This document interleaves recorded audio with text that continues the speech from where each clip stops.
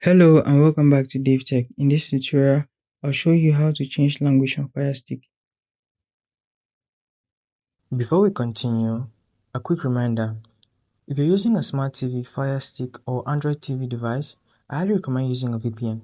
A VPN helps protect your privacy, secure your connection, and keep your personal data safe while browsing or streaming.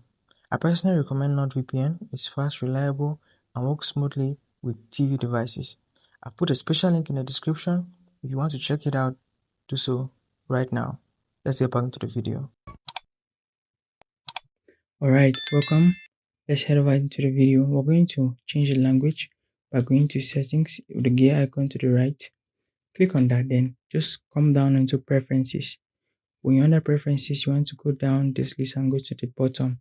On the bottom, find language, and you see there's Espanol, there's English, there's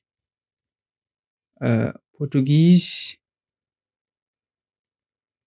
Indian, Dutch. All of these languages are available. Just select the language that's compatible or that you need for maybe a particular purpose.